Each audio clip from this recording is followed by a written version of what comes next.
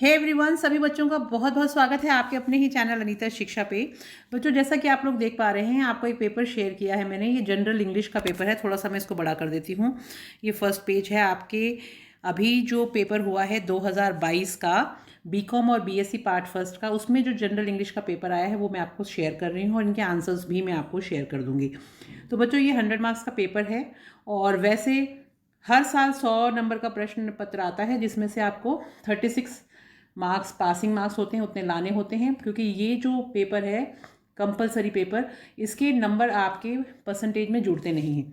लेकिन इस साल कोरोना की वजह से आपका जो सिलेबस है वो 50% कर दिया गया है, तो आपको 50 मार्क्स का पेपर ही अटेम्प्ट करना है। और अगर आप उसमें 18 नंबर ले आते हैं तो आप पास हो जाएंगे।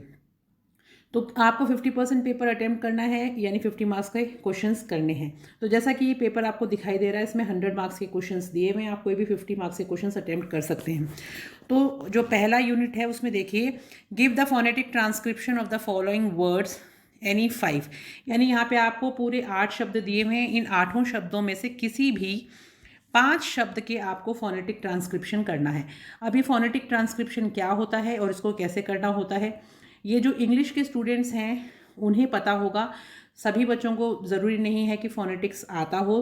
तो इनके जो आंसर्स हैं वो इस वीडियो के लास्ट में मैं आपको शेयर कर दूंगी। आप वहाँ से देख लीजिएगा कि किस तरह से इनको करना है। उसके बाद में सेकंड क्वेश्चन देखिए, translate the following sentences into English. कि ये जो वाक्य दिए गए हैं आपको इनको अंग्रेजी में अनुवाद करना है। तो जैसे पहला प्रश्न देखिए, आज छुट्टी है, तो इसको हम क्या लिखेंगे, टुडे इज हॉलीडे।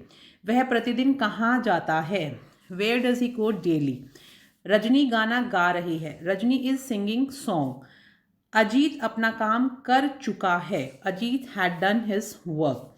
मैं वहाँ जाऊँगा, आई विल गो देयर। इस तरह से आपको इनका इंग्लिश लिखना है। उसके बाद में नेक्स्ट क्वेश्चन देखिए, translate the following sentences into Hindi. अब ये जो वाक्य हैं आपको हिंदी में अनुवाद करने। जैसे पहला वाक्य है, टाइम इज ओवर, यानी समय समाप्त हुआ। Necessity is the mother of invention, यानी ज़रूरत आविष्कार की जननी है।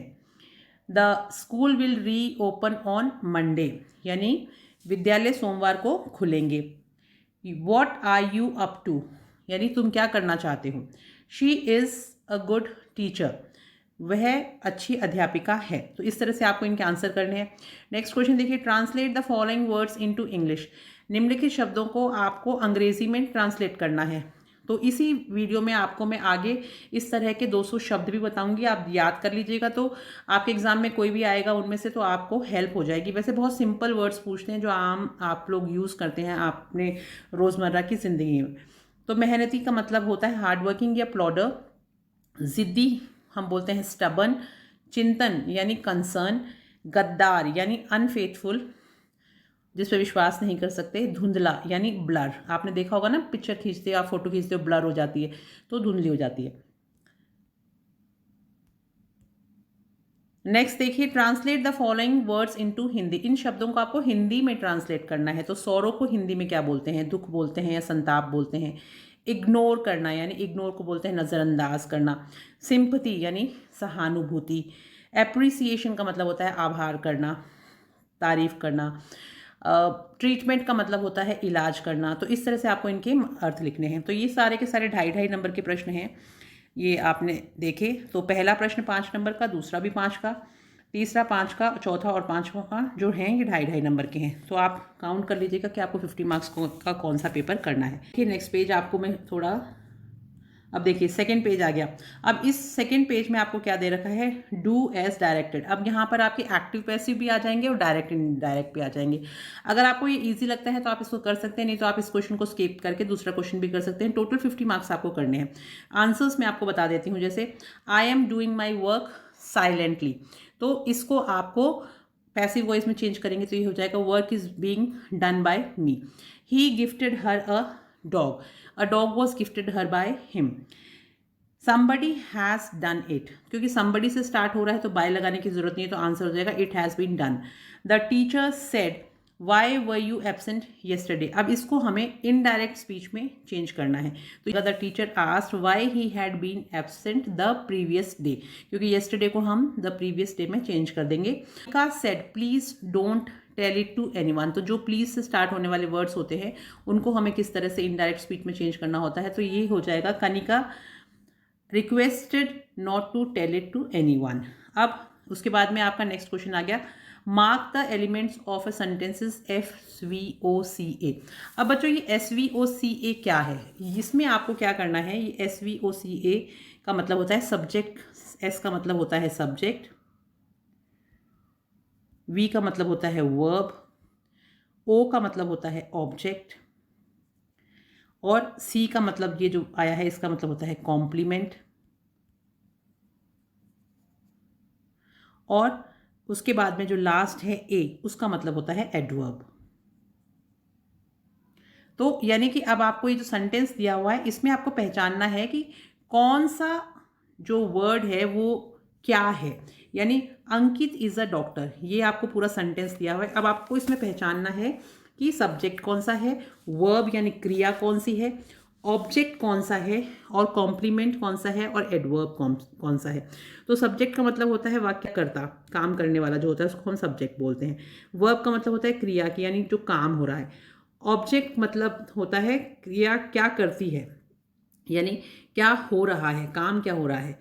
ठीक है। कॉम्प्लीमेंट यानी एडजेक्टिव जो विशेषण होता है। कॉम्प्लीमेंट का मतलब होता है सब्जेक्ट या ऑब्जेक्ट के बारे में जो हमें अतिरिक्त सूचना या ज्ञान या उसकी गुणवत्ता के बारे में बताता है उसको हम कॉम्प्लीमेंट बोलते हैं।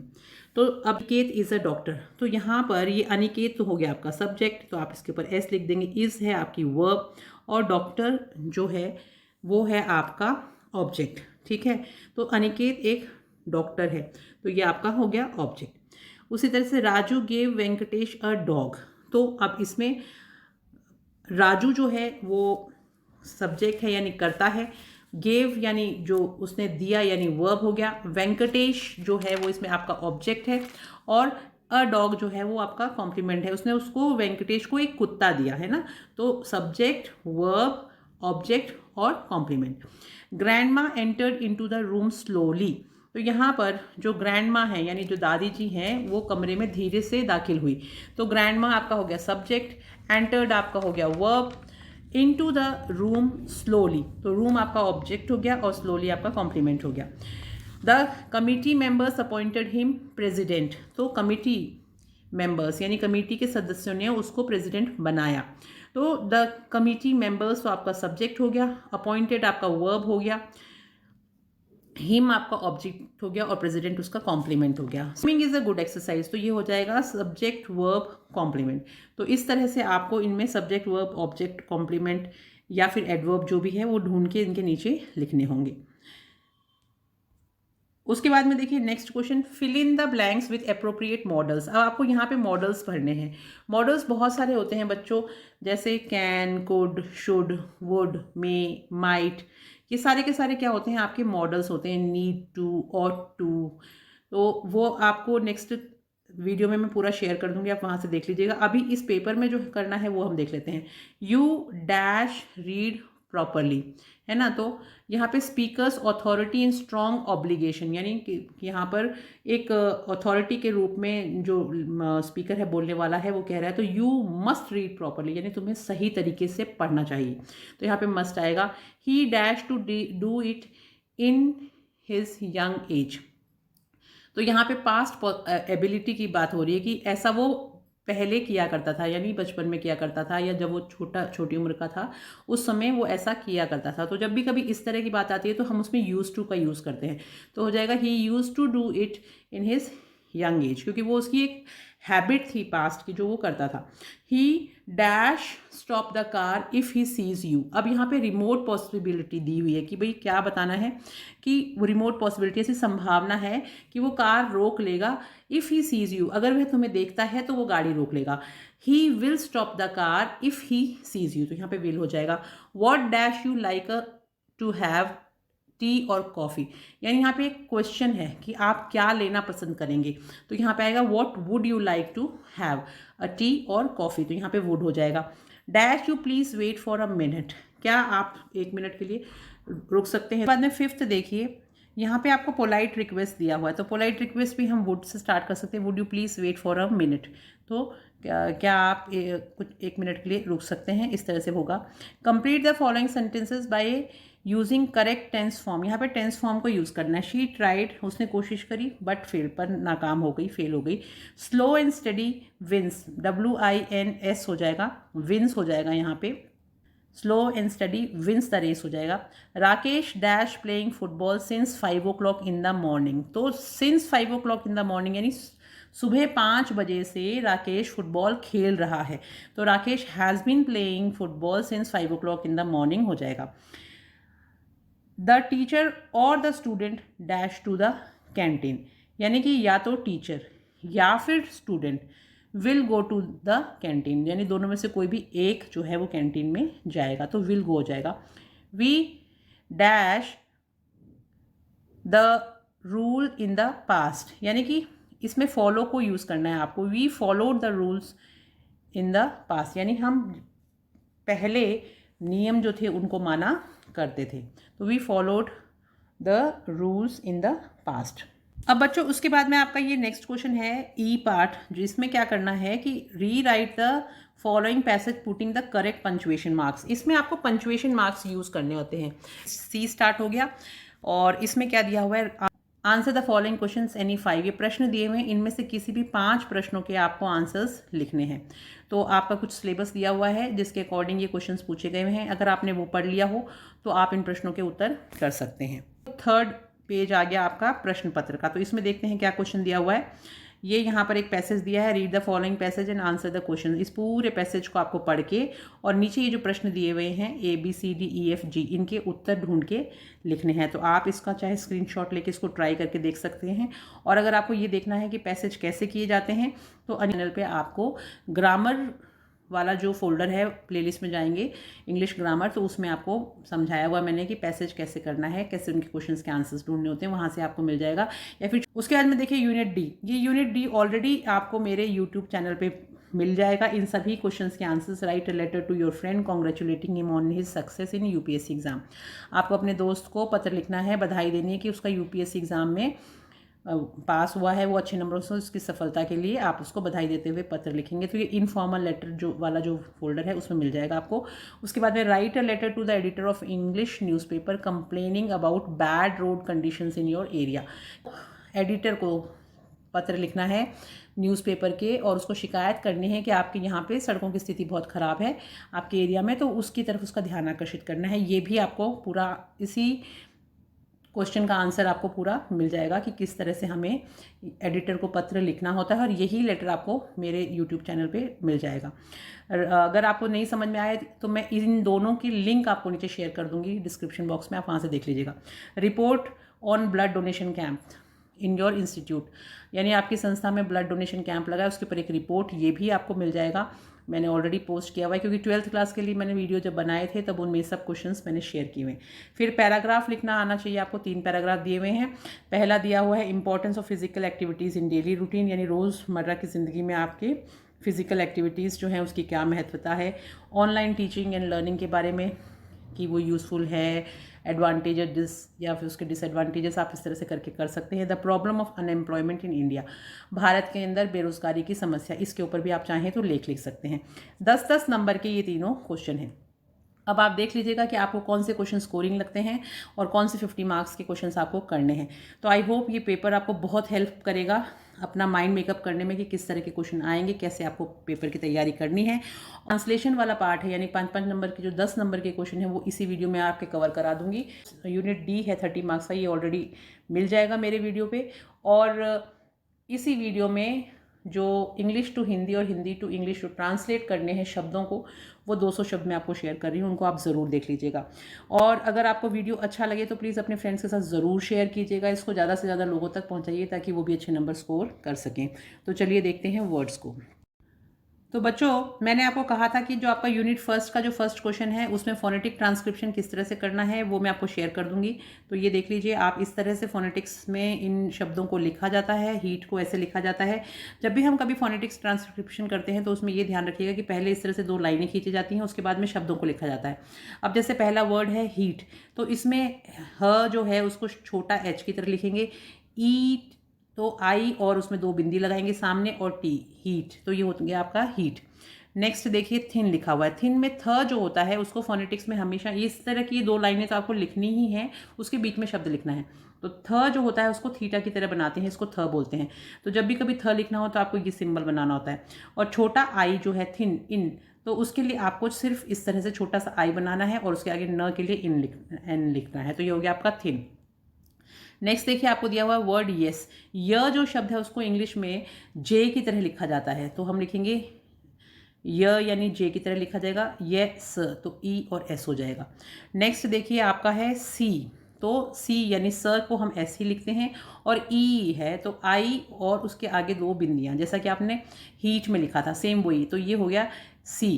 तो 2 लाइनें जो खींचनी है इसकी थोड़ी सी दूर हो गई है लाइन, तो मैं इसको थोड़ा पास कर देती हूँ। आप लिखेंगे एस आई ई और ये हो गया आपका सी। नेक्स्ट देखिए, आपको लिखना है कप, तो कप लिखना है तो क को इंग्लिश में छोटा के की तरह लिखा जाता है, और फिर अ जो दिया हुआ है उसको आप इस तरह से एक उल्टा खाली इस तरह निशान बनाएंगे और लिखेंगे प, तो ये आपका हो गया कप, और उसी तरह लंबी लाइन खींच देंगे। उसके बाद में है कंडीशन, कंडीशन भी आपको यहाँ पे आप देख लीजिए पूरा लिखा हुआ मैंने, क यानी छोटा जो के है वो लिखना है, अ जो है वो उल्टा ई की तरह लिखा जाता है, न के लिए एन और ऐसे कंडीशन, डी के लिए डी आ गया, और ईशन तो ई है तो वो छोटा आई लिखा, और श जो है उसके लिए हमेशा ये सिंबल बनाया जाता है, श अ न, तो इस तरह से कंडीशन लिखा जाएगा पूरा। में आपने लिखा स्कार, स्कार के लिए वापस एक लाइन खींचेंगे, स के लिए एस हो जाएगा, क के लिए छोटा के, आ ए और 2 बिंदी लगानी है खाली आपको, और इसमें र नहीं लिखा जाएगा, स्का, ये जो ए और 2 बिंदी होती है इसको आ पढ़ा जाता है, तो स्का हो गया।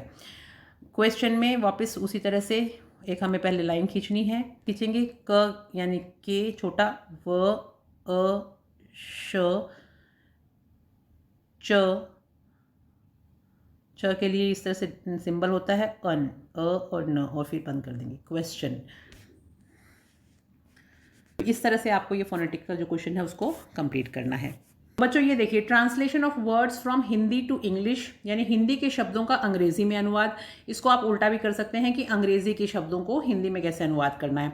ये आपके कोर्स का है, हिंदी के शब्दों का अंग्रेजी अनुवाद करने के लिए विद्यार्थी का शब्द ज्ञान यानी वोकैबुलरी जो है आपकी वो अच्छी होनी चाहिए।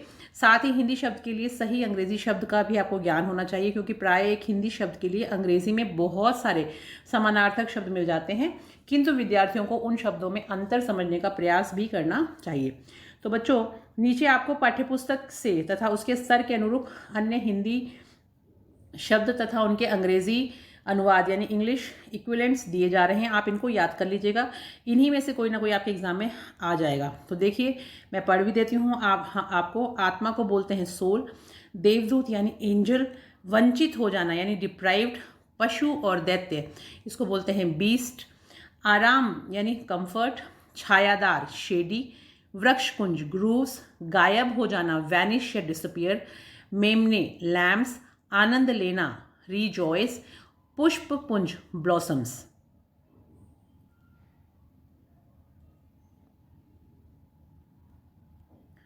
आगे देखिए, शव परीक्षण यानी ऑटोप्सी जो मरने के बाद में की जाती है, काटे हुए टुकड़े स्लाइस्ड, अनार पोमीग्रेनेट, अकथनीय अनस्पीकेबल मंद रोशनी से युक्त, डिमली जिसे देखा जा सके यानी जो आंखों से दिखता है उसको हम बोलते हैं विजिबल, और जो नहीं दिखता अदृश्य होता है उसको बोलते हैं, अगर अदृश्य शब्द आ जाता है तो आप बोलते हैं इनविजिबल। भौर सूर्योदय से पहले यानी जो सूर्य उगता है उससे पहले का जो टाइम होता है उसको हम बोलते हैं डॉन। हल्का यानी फेंट, आवारा स्ट्रे, डींग मारना बोस्ट, सुनसान लोनली, नंगे पैर बेयर फुटेड, और बहाना यानी प्रिटेंडेड। कंप कपाना यानी शडर, झटका खाया जॉल्टेड, पीछा छुड़ाना गेट रिड ऑफ, धुंधली या अस्पष्ट, ब्लर्ड, कहते हैं ना ब्लर हो गया, पिक्चर ब्लर आई है, धुंधली आई है, अस्पष्ट है। शालीनता से, ग्रेसफुली, दूरस्थ, डिस्टेंट, अनपेक्षित, अनएक्सपेक्टेड, और जो अपेक्षित होता है उसको बोलते हैं एक्सपेक्टेड। रोमांच, थ्रिल, सहन करना, टॉलरेट या बियर, पीछे छूटना यानी रिसीट। सिर हिलाया, नॉडेड, उत्सुकता, ईगरनेस, चिंतित, एंग्शियस, दृढ़ निश्चय, डेटरमेंट, हताश या निराश, डिसअपॉइंटेड, घूरने लगा, स्टेयर्ड, धूल भरा, डस्टी, बड़बड़ाना, ब्रॉडिंग, कोमलता, टेंडरनेस, किशोरावस्था, एडोलेसेंस,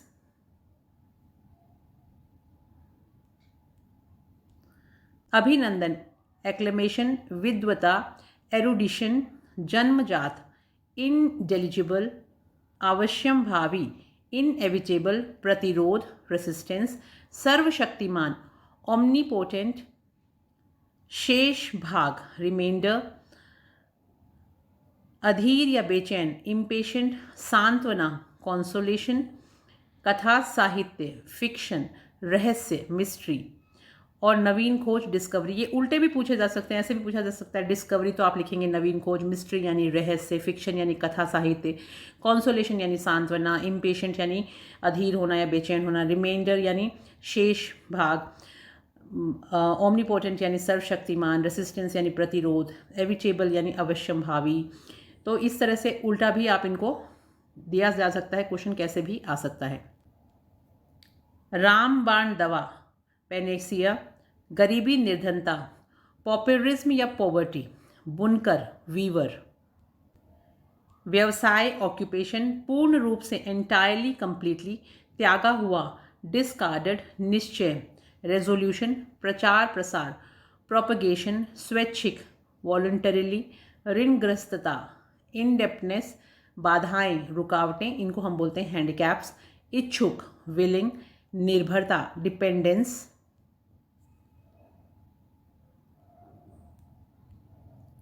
बहुमुखी की प्रतिभा, वर्सैलिटी, प्रदर्शन, डेमोन्स्ट्रेशन, मिटा देना, एक्सटर्मिनेट, दुरूह या अज्ञात, ऑब्सक्योर, अस्पृश्यता, अनटचेबिलिटी, साहसिक, एंटरप्राइजिंग, क्रियान्विति, प्रोसिक्यूशन, उल्लेखनीय, रिमार्केबल, उत्तरदायी, रिस्पॉन्सिबिलिटी, हथकरघा, हैंडलूम, कारीगर या दस्तकार, आर्टिसन, विकल्प, ऑल्टरनेटिव, अनवरत, निरंतर, नियति या भाग्य, डेस्टिनी, बौना, लघु, पायगमी, बड़े स्तर का सम्मेलन, कॉन्क्लेव, कोसना या अभिशाप, कर्स, बोझा या भार, बर्डन, अपरिहार्य, अनअवॉइडेबल, अधिग्रहण, अडॉप्शन, शापित या पीड़ित, विक्टिम्स, उत्पादन, शापित या पीड़ित, विक्टिम्स, उत्पादन, आउटर्न या प्रोडक्शन, पता ठिकाना, वेयरअबाउट्स,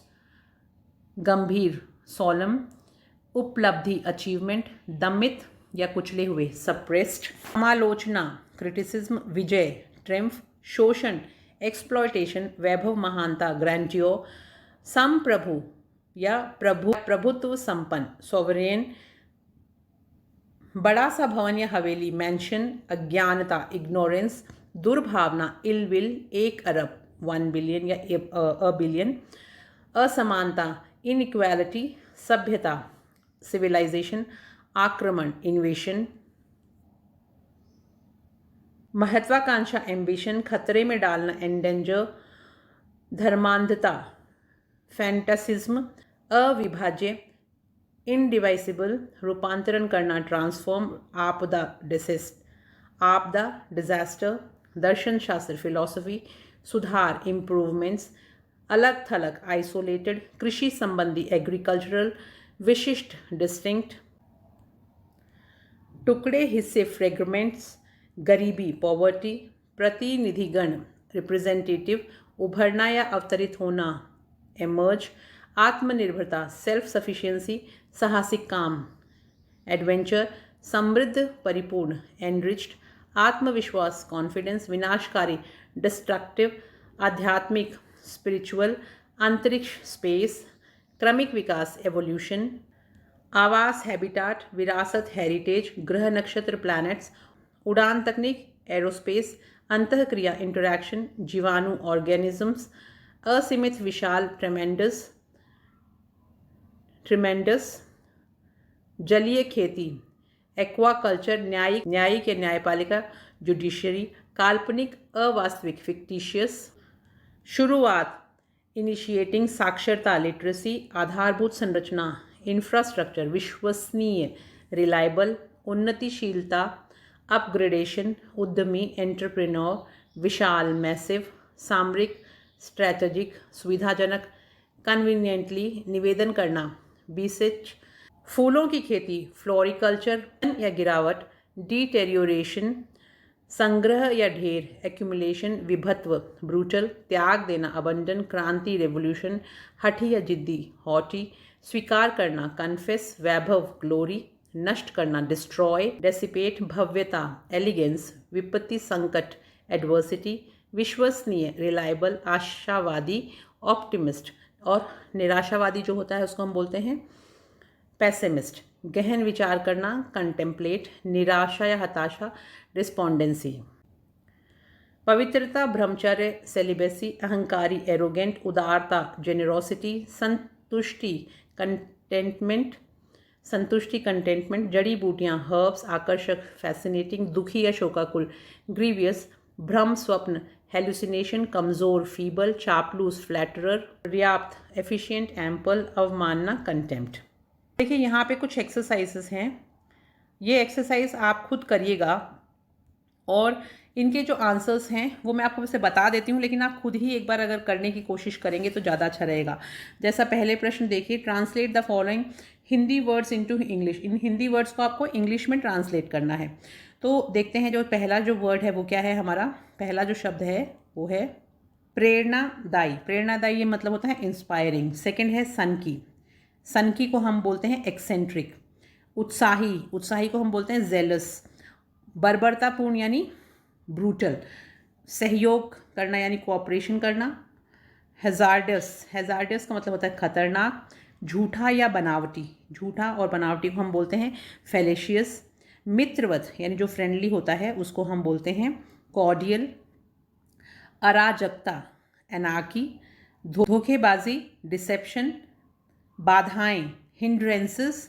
परिश्रमी लेबरस या फिर इंडस्ट्रियस, दोनों बोल सकते हैं हम। उसके बाद में नेक्स्ट क्वेश्चन देखिए, translate the following Hindi words into English. अब आपको यहाँ पे ये हिंदी के शब्द दिए हुए हैं, इनको अंग्रेजी में ट्रांसलेट करना है, ठीक है। वापस से वैसा ही प्रश्न है। गंभीर का मतलब होता है सॉलमन। मानवता यानी ह्यूमैनिटी। विलाप करना लेमेंट। विवेकी यानी प्रूडेंट। अपराध बोध यानी गिल्ट। नकल करना इमिटेशन। वफादार लॉयल या फेथफुल। आध्यात्मिक स्पिरिचुअल। अनैतिक हीदन। निम्न स्तरीय यानी इन्फीरियर। विचारशील पेंसिव। पारंपरिक यानी ट्रेडिशनल।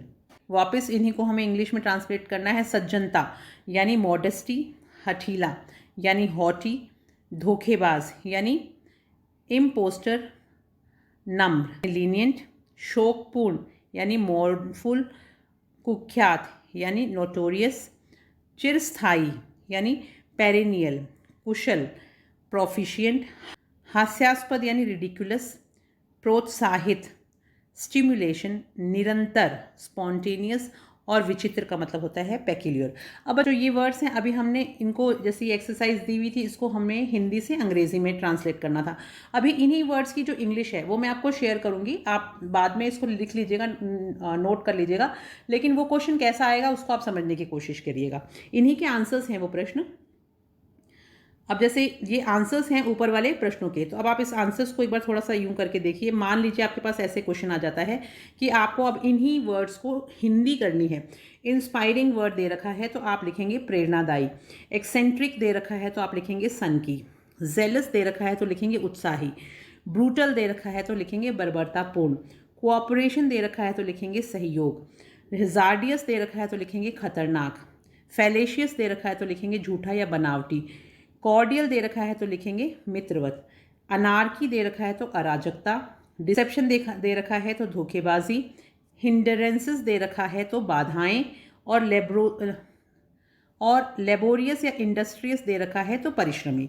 दूसरा क्वेश्चन ऐसे भी दे सकते हैं, और भी हैं, इनको भी हम प्रैक्टिस कर लेते हैं। सोलम का मतलब होता है गंभीर, ह्यूमैनिटी यानी मानवता, लेमेंट यानी विलाप करना, प्रूडेंट का मतलब होता है विवेकी, गिल्ट का मतलब होता है अपराध बोध, इमिटेशन यानी नकल करना, लॉयल या फेथफुल यानी वफादार, स्पिरिचुअल का मतलब होता है आध्यात्मिक, हीथन का मतलब होता है अनैतिक, इन्फीरियर का मतलब होता है निम्न स्तरीय, पेंसिव का मतलब होता है विचारशील, ट्रेडिशनल का मतलब होता है पारंपरिक। उसी तरह मॉडेस्टी का मतलब है सज्जनता, हॉटी का मतलब है हठीला, इम्पोस्टर का मतलब है धोखेबाज, लेनियंट का मतलब है नम्र, मॉर्नफुल का मतलब है शोकपूर्ण, नोटोरियस का मतलब होता है कुख्यात, पेरिनियल का मतलब होता है चिरस्थायी, और प्रोफिशिएंट का मतलब होता है कुशल। रिडिकुलस का मतलब होता है हास्यास्पद, और स्टिमुलेशन का मतलब होता है प्रोत्साहन। स्पॉन्टेनियस का मतलब होता है निरंतर, और अब आपका लास्ट वर्ड पेक्यूलियर का मतलब होता है विचित्र। तो इस तरह से भी आ सकता है। तो बच्चों, आई होप आपके ये 10 नंबर आज आप इस पूरों को याद कर लेंगे, तो मेरे ख्याल से आप ये 10 नंबर का आराम से तैयार कर लेंगे। फिर जो आपका जो सेकंड है कि किस तरह से आपको पैसेज जो है उसको करना है, वो भी मैं आपको बता चुकी हूँ, यहाँ आपको मिल जाएगा मेरे चैनल पे। 50 मार्क्स का पेपर अटेम्प्ट करके आएंगे, आपको 50 में से 18 पासिंग नंबर है, तो इसलिए आपको कोशिश करनी है कि आप 20 नंबर तक आपके आ जाएं, क्योंकि ये नंबर आपके एग्ज़ाम में जुड़ने वाले तो हैं नहीं, खाली आपको इनको पास करना होता है। और अगर आपको हेल्प मिली हो कुछ इस वीडियो से, तो अपने फ्रेंड्स के साथ ज़्यादा से ज़्यादा इसको शेयर करिएगा, कमेंट ज़रूर करिएगा कि कैसा लगा आपको, या कुछ और आप पढ़ना चाहते हैं किसी और सब्जेक्ट के बारे में, तो वो भी लिखिएगा।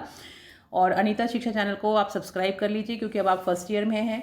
मैं अब आगे आपके सेकेंड ईयर थर्ड ईयर के वीडियोस भी बनाने वाली हूँ, और कंपटीशन एग्जाम्स के लिए भी मैं तैयारी कराती हूँ इंग्लिश की, तो वो भी आपके लिए बहुत हेल्पफुल रहेगा। Thank you, have a nice day and all the best for your exams.